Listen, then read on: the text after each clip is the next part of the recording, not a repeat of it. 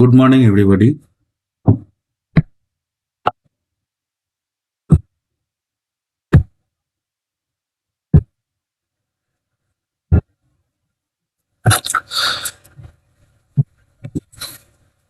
Nifty হচ্ছে 36 point up, Sensex 167 point up, bank Nifty 32 point up.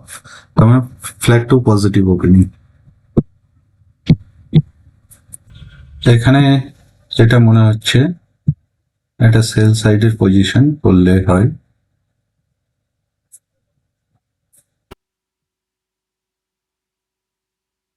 একটু অপেক্ষা করে নিই।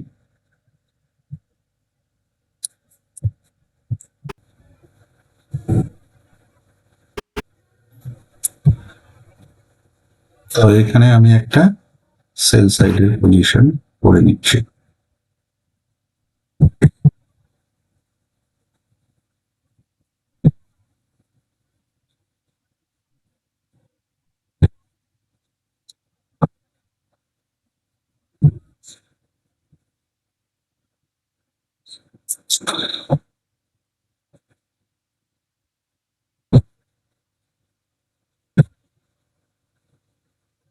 তো করে নিচ্ছি, এখন দেখা যাক কি হয়।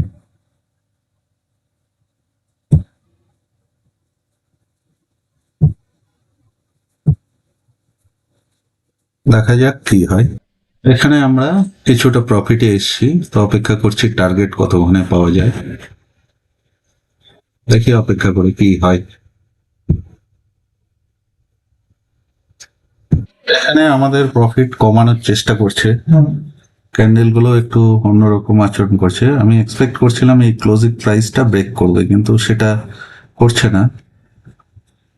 তো দেখি একটু অপেক্ষা করে। এখানে মোটামুটি আমরা টার্গেটের কাছাকাছি একটা এসছি, খুব ভালো টার্গেট না, কারণ এই ক্লোজিং প্রাইসটা ব্রেক করতে যাচ্ছে। তো ব্রেক করলে একটু টার্গেটটা বড় হয়।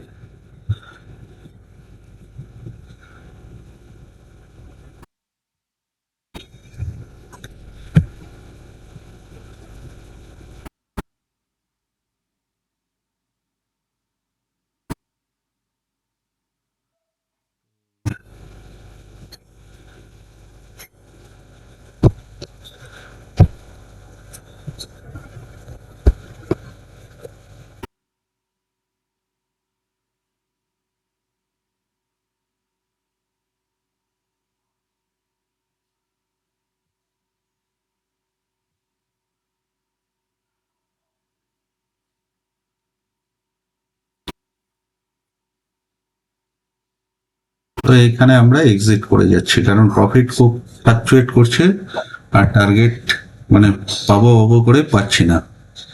বড় টার্গেট করতে চাচ্ছিলাম, পাচ্ছি না। ভাবছিলাম একটা বড় টার্গেট হবে, কিন্তু সেটা হচ্ছে না।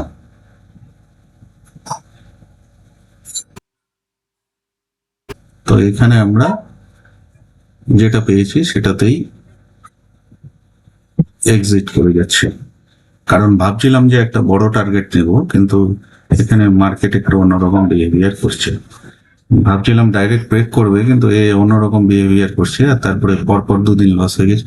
এখানে আমার সেলিং পজিশন বানানোর ইয়ে কি, মার্কেট এখানে যে আমার হচ্ছে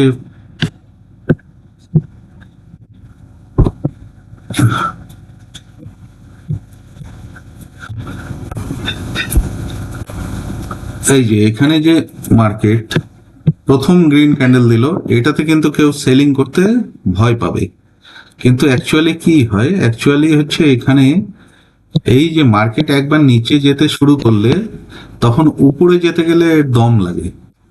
কারণ এখানে কি হয়, এখানে কিছু ট্র্যাপড বাইয়ার থাকে। ট্র্যাপড বাইয়ার থাকে, কি করে, ডাইরেক্ট উপরে যেতে পারবে না। ওকে হয় একদিন সময় নষ্ট করে কনসলিডেশন করতে হবে। এই ট্র্যাপড বাইয়াররা যখন একদম ফ্রেশ ভাবে বেরিয়ে যাবে, তারপরে মার্কেট চাইলে উপরে যেতে পারবে।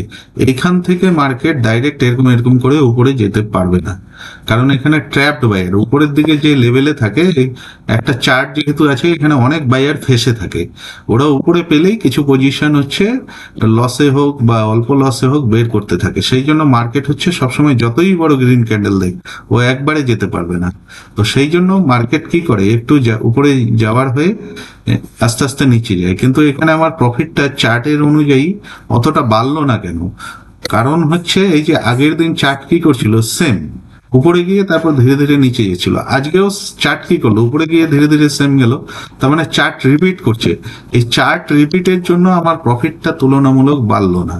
যদি এই চার্টটা একটু অন্যরকম হতো, এই মুভমেন্টেই আমার ডবল প্রফিট হয়ে যেত। কিন্তু যাই হোক, আমরা একটা প্রফিট পেয়েছি, এটাই অনেক। কারণ এখানে বোঝা গেল ট্র্যাপ বায়ার থাকে, যখনই চার্ট এরকম উপরে যেতে থাকে তখন ট্র্যাপ বায়াররা ধীরে ধীরে বের হতে থাকে। আর সেলাররা এই আপ মুভে সেলার এখানে আসবে না।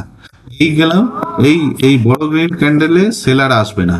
তো এই ট্র্যাপড বায়ার থাকে বলে চার্ট ডিরেক্ট উপরে যেতে পারে না। সেক্ষেত্রে একটা মুভমেন্ট দিবে, বা আজকে ও সারাদিন কনসলিডেট করবে, কালকে গ্যাপ আপ ওপেনিং দিয়ে তখন উপরে যেতে পারবে। তাছাড়া কিন্তু চার্ট এইভাবে ডাইরেক্ট উপরে যেতে পারবে না। ওকে একদিন, যেহেতু চার্ট একবার নিচে এসছে মানে ওকে একদিন সময় নষ্ট করতে হবে, কনসলিডেশন করতে হবে, ট্র্যাপ বায়াররা বেরোবে, ফ্রেশ এসএলদের মানে সেলারদের এসএল তৈরি হবে উপরে, তখন চার্ট মার্কেট উপরে দম দিয়ে ভাবতে পারবে।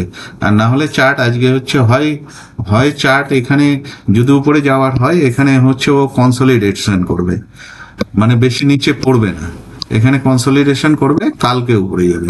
মানে একদিন ওকে কনসলিডেশন করতেই হবে, না হলে চার্ট এরকম ডাইরেক্ট উপরে যেতে পারবে না। আজকের জন্য এইটুকুই, ধন্যবাদ।